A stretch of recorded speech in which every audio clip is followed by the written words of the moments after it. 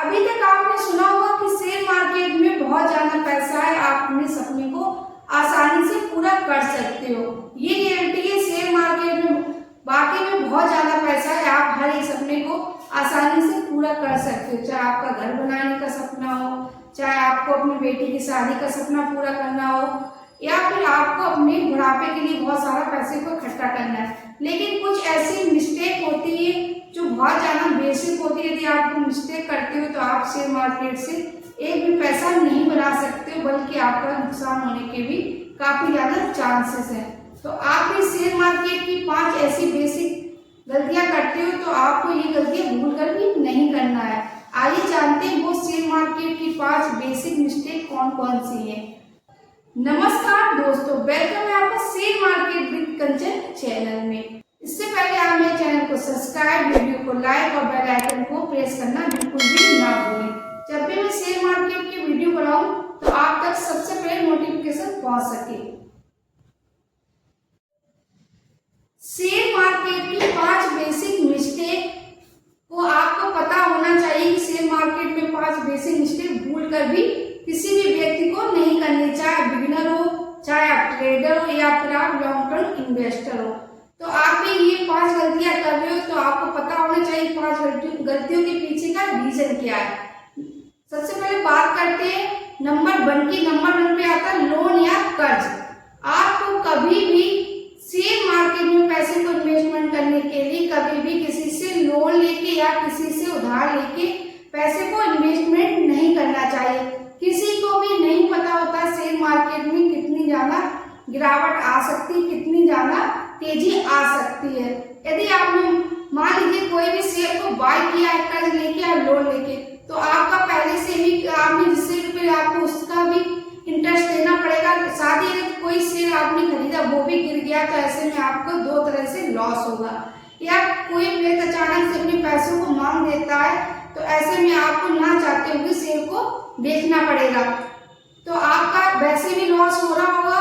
और आप यदि और लॉस में शेयर को बेचते हो तो आपका 2 तरह से पैसे में काफी ज्यादा नुकसान हो जाएगा। तो आपको भी कभी भी किसी से उधार लेके शेयर मार्केट में पैसे को इन्वेस्टमेंट नहीं करना जब तक आपके पास इतना पर्याप्त धन नहीं हो कि आप अपना खुद का ही पैसे को इन्वेस्टमेंट करें।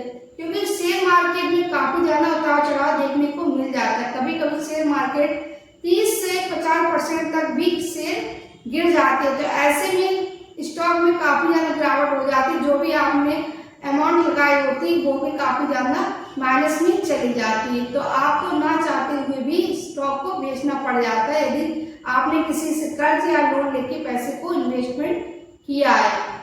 सेकेंड नंबर की बात करते हैं तो पीपीएफ फंड या सेविंग फंड।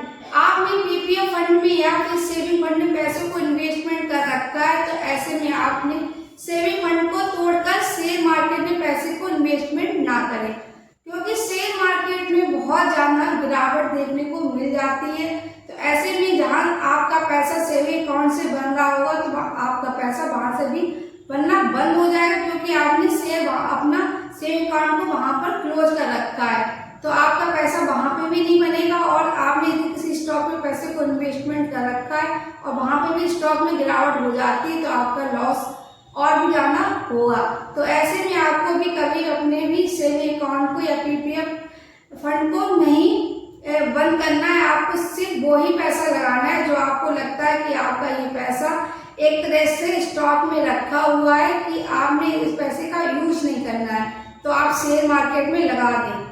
शेयर मार्केट में पैसे तो देखा जाए तो काफी ज्यादा रिटर्न बनता है, 10 से 15%, 20% तक का रिटर्न बन जाता है। लेकिन कभी कभी इतनी ज्यादा गिरावट हो जाती है कि आपका पैसा काफी दिनों तक बिल्कुल भी नहीं बनता है, लेकिन निगेटिव में ही रहता है। तो ऐसे में आपका जो भी इंटरेस्ट आपको सेविंग अकाउंट के थ्रू मिल रहा हो तो वो भी इंटरेस्ट आपको नहीं मिलेगा, तो आपका डबल नुकसान होगा।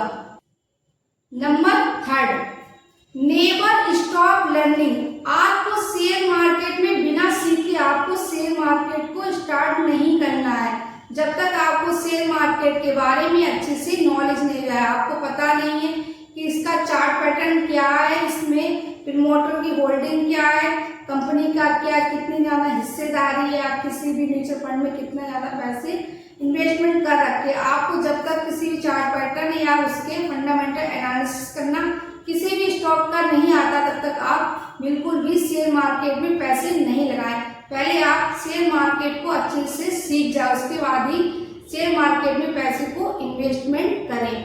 तो नेवर स्टॉप लर्निंग, बिना सीखे आप शेयर मार्केट में एक भी पैसा ना लगाएं। ये भी बहुत से लोगों की, खास तौर पर जो बिगिनर होता है उनकी सबसे बड़ी मिस्टेक होती है। उन्होंने सुना होता है कि शेयर मार्केट में बहुत ज्यादा पैसा, शेयर मार्केट से अपने सपने को आसानी से पूरा कर सकते हो, लेकिन ये सच्चाई कि सपने तो पूरा कर सकते हो, यदि बिना लर्निंग के आप शेयर मार्केट में आओगे तो आपका लॉस होने की काफी ज्यादा चांस रहते हैं। यानी कि शेयर मार्केट में प्रॉफिट भी है तो लॉस भी है, और आप जितना ज्यादा प्रॉफिट बनाते हो उतना ज्यादा रिस्क भी होता है। तो आपको बिना लर्निंग के भी शेयर मार्केट में पैसे को इन्वेस्टमेंट नहीं करना है।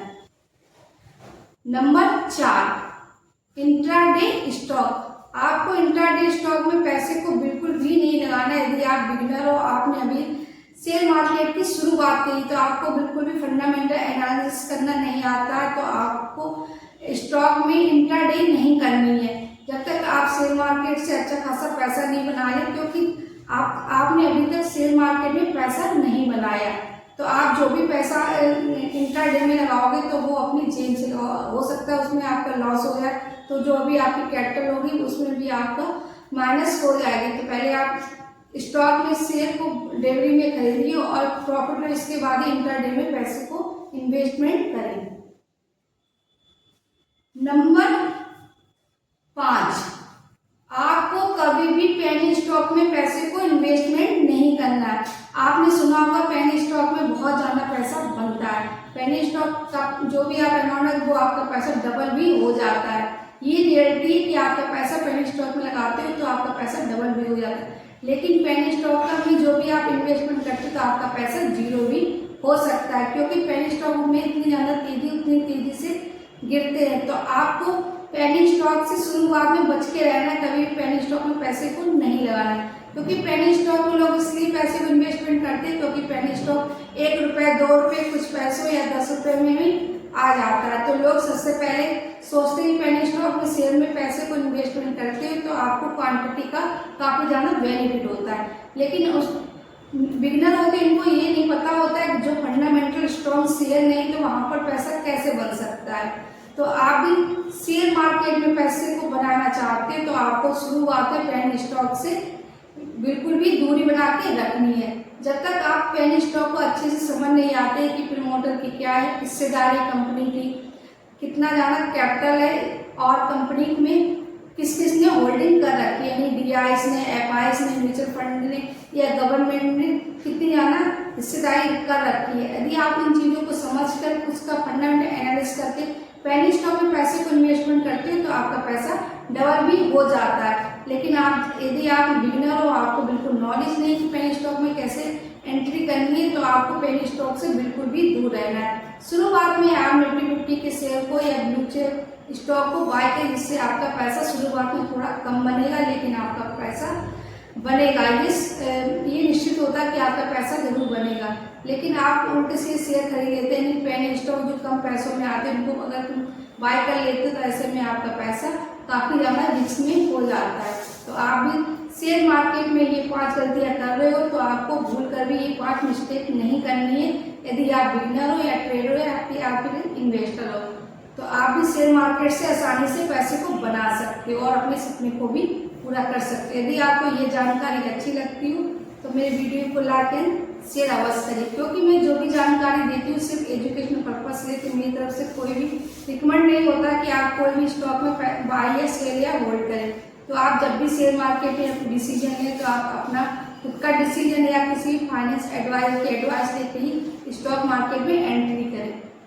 यदि आपको ये जानकारी अच्छी लगी तो फैमिली फ्रेंड के साथ शेयर करना बिल्कुल भी ना भूलें। कंप्लीट वीडियो देखने के लिए thank you so much. Bye bye, take care.